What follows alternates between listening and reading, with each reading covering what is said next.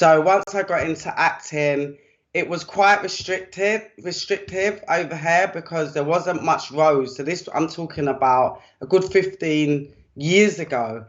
And there was nothing sort of created in terms of diversity and BAME and anything like that. So the roles were very, very typecast. And I just got tired of it. And I thought, "Do you know what? I can tell stories. Like, I really want to get into script writing and being able to share more Black stories because I think it's really important for us to be able to set our narrative and be able to like see ourselves on screen and stuff like that because TV is very limited to the Black face in the UK.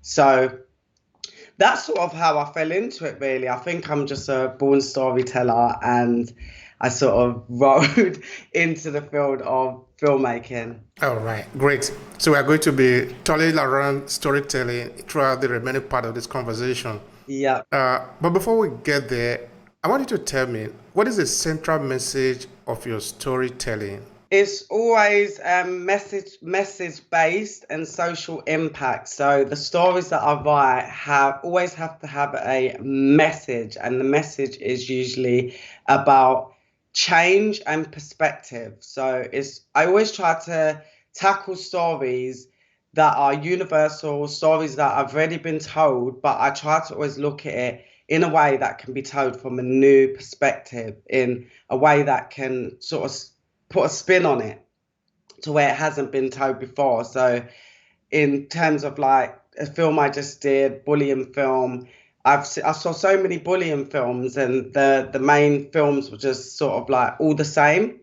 So I wanted to change the perspective of how I told the story, and how I did that, I wanted to tell it from a teacher's perspective. So she could look at, so other teachers can look at key signs that bully victims go through. So that's just sort of like one example. But yeah, it's mainly sort of social impact and perspective. The people that you are targeting in your story, the people you are, how do I say, the people whose story you are telling, because in most of the cases, we are not really telling our story. We are telling stories of other people or of the society we live in, and by extension, they become also our story because we don't live in isolation. So, in this sense, who are the people you are telling mostly of their story? Is it the Black British, or the British people in general, or any type of people? I want you to help me understand your demography. Well, the main focus of my story is to express the Black Jamaican British culture. So it is sort of stories about my community because I think that's the gap in the market. So that's what I do tend to focus on the most is the Black British Jamaican experience because my parents are from the Caribbean. And yeah, just my community, because I feel like that's what's missing from TV. So I feel like there's no point in making the same sort of content that's already out there. It's having a sort of safe space for Black voices to be heard. So most of my stories are sort of about my experiences, I'd say. You know, I like what you said before, that the story in the television, there is a less representation of people that might look like you, know, who in your community people might be, but there are other people that are there. Why can't also be people like me who are maybe interpreting the society, telling and retelling the same story? So I think that is where it becomes very important now, that you are telling a story of a people. It is very important. I see it from that point.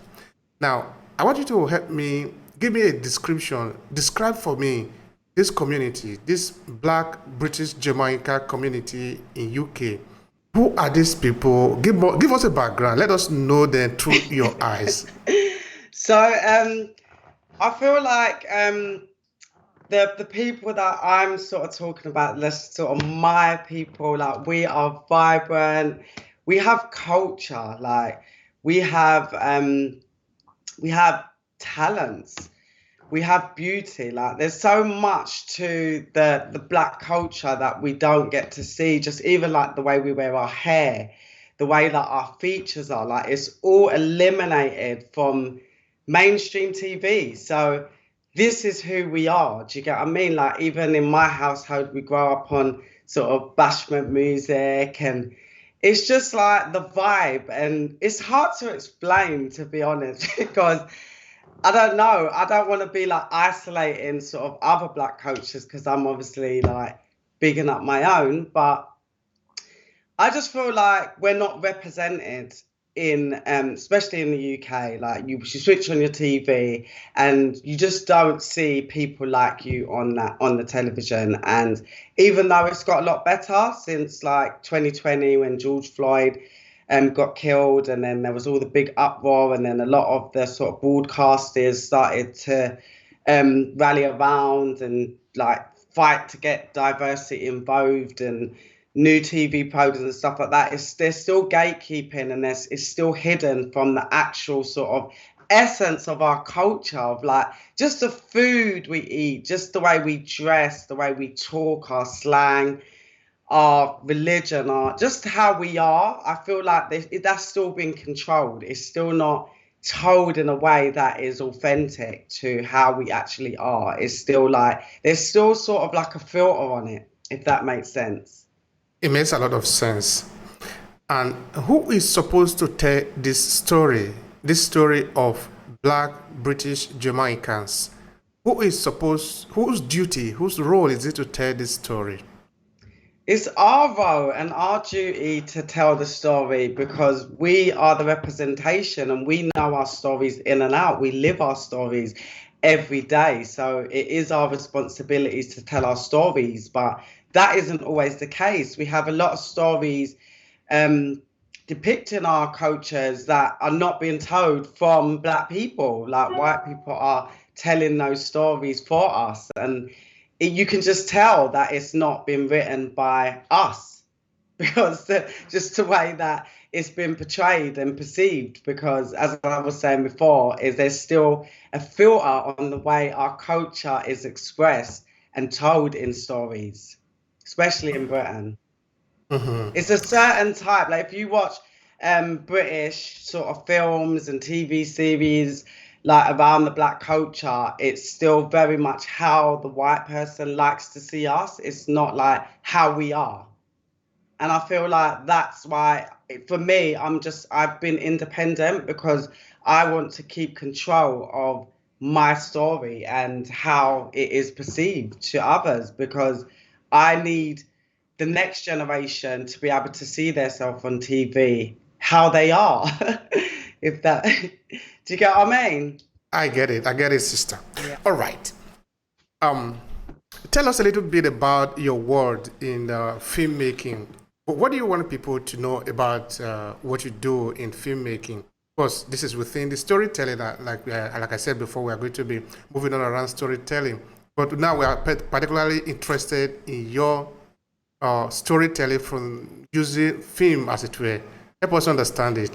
I write, produce, and direct. So a lot of my filmmaking career so far, I've spent writing and producing, and then I made my directorial debut on my short film Dismissed, the film that I was talking about earlier, the anti-bullying short film. So that's really my role. But this year, I've started to focus on mainly writing and directing. So that's the sort of direction that I'm pushing in right now, because producing is a lot of work, and I want to be a writer director. So I've just sort of put the producing aside. I still produce because I love producing. I always love producing my content because I like to see the whole process from beginning to end. So I don't think I could ever eliminate it fully, but mainly I write and direct.